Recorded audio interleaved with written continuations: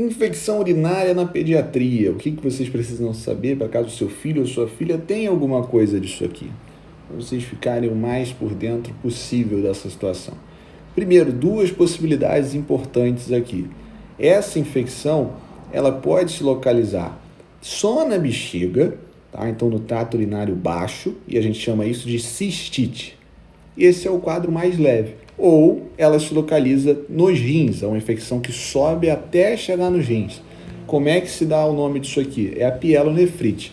A pielonefrite é um quadro mais preocupante que deve estar mais atento. E o que é o grande sinal da pielonefrite? Porque aqui você não tem umas clínicas, sintomas muito evidentes, né? A criança chora, e é isso, ela não vai falar que está doendo ali, não. Mas na pielonefrite, para diferenciar da cistite, tem um sintoma que é importante aqui, é a febre.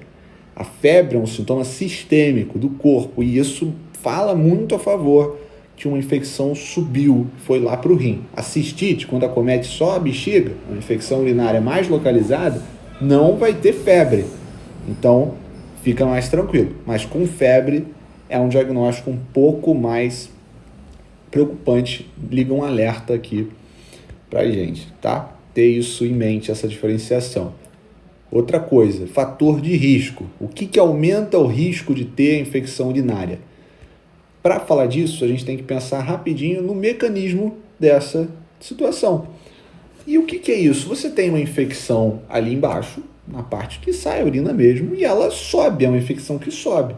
Ela pode subir até ficar só na bexiga, ou subir mais ainda, passando pelas estruturas que a gente chama de ureteres, que vão ligar a bexiga até o rim. E aí você tem a chamada pielonefrite, que é a infecção do rim, tá? Aí vai ter a febre, como a gente falou. Essa infecção que sobe é o mecanismo, beleza. Então, o que aumenta o risco dessa infecção subir? O que aumenta o risco de ter uma infecção ali embaixo e essa infecção subir? Primeiro de tudo, o sexo feminino, ser uma menina. Uma criança menina tem muito mais chance de ter uma infecção urinária do que um menino. Assim como mulheres têm mais chance de ter infecção urinária do que os homens. Por que isso? Porque a uretra, que é o primeiro, basicamente, é o primeiro componente do trato urinário que entra em contato com o meio externo, ou seja, com as bactérias do meio externo também, das meninas é mais curta. Porque a dos meninos e dos homens, você tem a uretra peniana, né? Você tem um comprimento maior dessa uretra, né? A uretra externa. A menina só tem a uretra interna, que é bem menor. Então é mais fácil, basicamente, para a bactéria subir. Infeccionou ali embaixo, a bactéria anda um pouquinho e já subiu. No menino ela tem que andar um pouco mais, então é mais difícil, né? Então esse é o primeiro ponto aqui importante. As meninas têm mais chance de desenvolver infecção urinária. Agora, falando dos meninos, os meninos que não têm circuncisão, ou seja, não fizeram aquele corte, tiraram aquela pelezinha a mais do pênis, as crianças que não têm a circuncisão, elas têm mais chance de ter infecção. Por quê? Porque você ter aquela pelezinha a mais ali pode ser, principalmente em situações com menos higiene e tal, você tem mais chance ali da bactéria se proliferar ali, fica sujeira e tal, a bactéria se prolifera e aí vai subir. Então isso é um outro fator de risco pensando nos meninos. Alguma obstrução, aqui a gente pode estar falando de cálculo, né? Aquela pedra no rim, por exemplo, se desenvolver numa criança, que não é uma coisa tão comum, mas pode desenvolver, pode obstruir, e aí essa obstrução aumenta a chance de infecção, tá? Aprender o xixi. A criança começa a conseguir controlar se vai fazer o xixi ou não, se vai urinar ou não. Então, ela tá brincando ali no parquinho, tá brincando no videogame, tá vendo TV, e ela já aprendeu ali no banheiro sozinha, ela começa a aprender o xixi. Ela não vai querer levantar do brincadeira dela para ir lá fazer o xixi no banheiro. E quando ela tá na fralda, isso não acontece, até porque ela não tem o controle disso ainda. Mas quando ela passa a ter o controle, é um fator de risco. Então, é uma idade em que chama mais atenção isso. E aí cabe conversar com a criança para isso não acontecer, né? Mas ficar atento com isso. Não é legal prender o xixi. Por isso, porque a urina fica parada ali e isso aumenta a chance da infecção acontecer.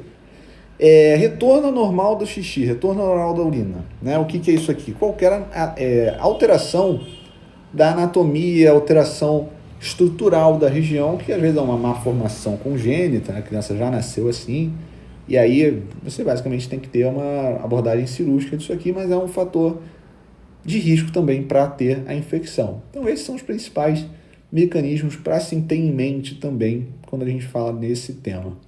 E o que causa essa infecção? Ou é uma bactéria ou é um vírus. Vou só citar algumas bactérias para vocês já terem ouvido falar nisso, tá? Então, a Escherichia coli é o principal patógeno que vai ocasionar esse tipo de infecção. Proteus é um outro nome aqui, que se tiver um contexto de cálculo urinário, tiver pedra no rim, pode ouvir falar esse nome aqui também. Esse nome mais difícil aqui, que eu botei só para ficar bonitinho, que também não é uma coisa para vocês levarem, tá? E vírus pode ser também. Aí no caso aqui o adenovírus é um nome quando você tem geralmente sangue também associado, né? Sangue na urina mais escura, pode ser isso aqui. E como é que você identifica? Eu resumi aqui bem mesmo. A criança chora. E é só isso, você não tem nenhum sintoma que, meu Deus, isso aqui é infecção urinária. Diferente no adulto, que geralmente vai ter ali ardência, o adulto vai dizer o que é. A criança geralmente não se manifesta nesse sentido, né? Especialmente as mais novinhas. Quais exames a gente pode fazer? Também bem resumido aqui para vocês, é só para a gente ter ideia que a gente tem que procurar o invasor. E aí a gente faz o que a gente chama de cultura de urina.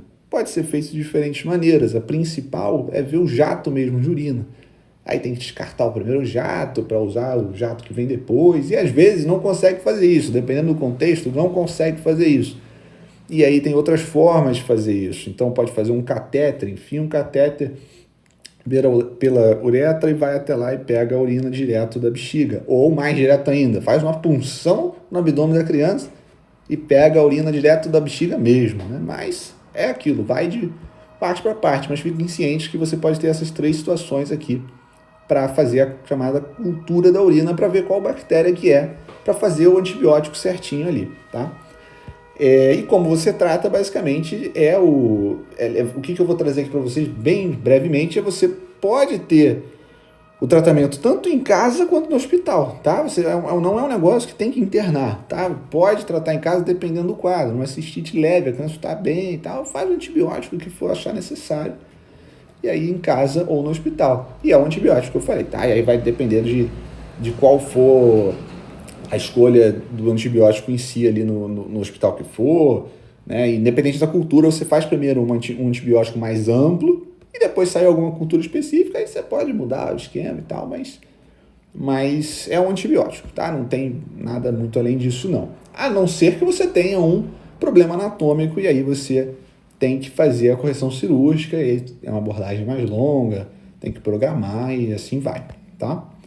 Então, beleza, isso aqui era uma grande visão ampla para conseguir passar alguma coisa para vocês saírem do escuro, tá? Quem caiu nesse vídeo aqui de paraquedas era nesse sentido, tentar esclarecer alguns pontos sendo o menos técnico possível. Espero ter conseguido ajudar em alguma coisa nesse sentido aqui.